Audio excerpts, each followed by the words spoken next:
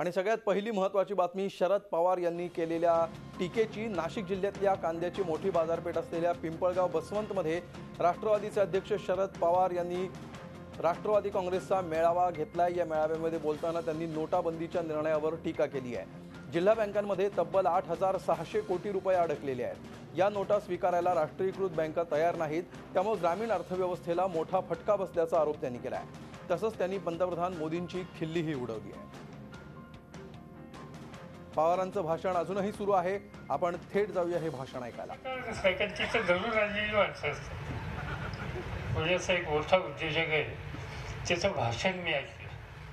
ही नोटाबंदी ही कशी चांगली आहे, आणि 2 दिवसांनी त्यांनी माझ्याकडे वेळ मागितली। वेळ मिळाली, त्यांचं भाषण मी ऐकलं होतं, त्यामुळे मलाही गंमत वाटली, त्यांच्याशी बोलू होतं। त्यानं म्हणजे काय म्हणजे साहेब तुम्हीच मला वाचू शकता। म्हणजे काय झालं काय, माझ्या धंद्यात भयंकर नुकसान झाले। माझ्याकडे म्हणजे 8-9 हजार लोक काम करतात, तोंड दाखवायला जागा नाही, बँकेचे पैसे भयंकर थकले, माझं आता दिवाळी निघायची वेळ आलेली आहे आणि मी फार अडचणीत आहे। म्हणजे काल तर तुमचं भाषण ऐकून नोटाबंदी झाली तर ते एकदम कल्याण देशाचं होतं, फार म्हणजे परिस्थिती सुधारली नाही म्हणले।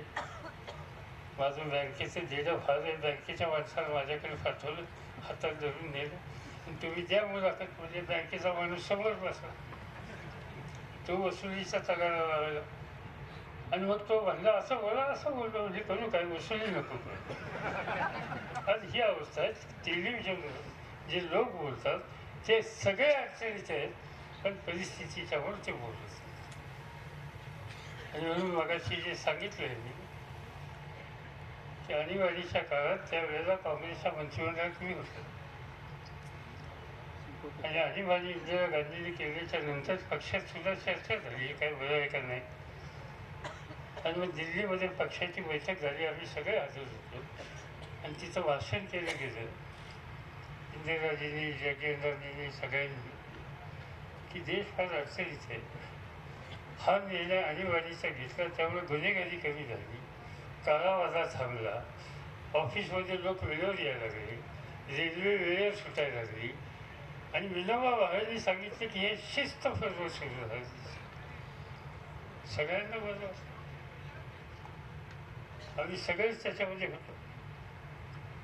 निवडणूक झाली, साफ सगळे त्याच्या बारामतीत कधी आमचा पराभव नाही, तिचाही पराभव। विठ्ठल गाडगे आमचे उमेदवार होते, एक माणूस म्हणजे निवडून आला, फक्त यशवंतराव चव्हाण निवडून आले, बाकी कुणी निवडून आले। सगळ्यांचा पराभव महाराष्ट्रात झाला, देशात झाला। इंदिरा गांधीचा पराभव झाला, संजय गांधीचा पराभव झाला, बहुतेक सगळे मुख्यमंत्री जे उभे होते ते पराभूत झाले। याचा अर्थ लोक गप्प बसतायत, याचा अर्थ लोक वेळे नाही, ते योग्य वेळी। कांद्याचे भाव जरा वाढले की दिल्लीमध्ये फार उलटी सुलटी चर्चा सुरू। मला आठवतंय की माझ्याकडे शेती खातं असताना एक वेळ कांद्याचे भाव वाढले, आणि त्या ठिकाणी दिल्लीचं सरकार गेलं असा आरोप करण्यात आला। निवडणुकीमध्ये त्या सरकारचा पराभव झाला, आणि म्हणून कांद्याचे भाव थोडे बहुत वाढले तर दिल्लीमध्ये भयंकर अस्वस्थता असते। सहकारी बँकेमध्ये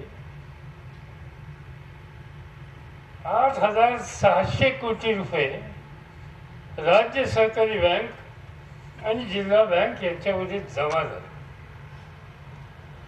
आणि हे जमा झाल्याच्या नंतर स्टेट बँक घ्यायला तयार नाही, बाकीची बँक घ्यायला तयार नाही, रिझर्व्ह बँक घ्यायला तयार नाही, बँकेचा व्यवहार बंद। कोर्टाने ऑर्डर केली की ह्या सगळ्या नोटा सहकारी बँकेत दिलेल्या तुम्ही तातडीने घेतल्याच पाहिजेत। तरी सुप्रीम कोर्टाची ऑर्डर झाल्याच्या नंतर सुद्धा अद्याप या नोटा घेतल्या गेल्या नाहीत। झी 24 तास रहा एक पाऊल पुढे।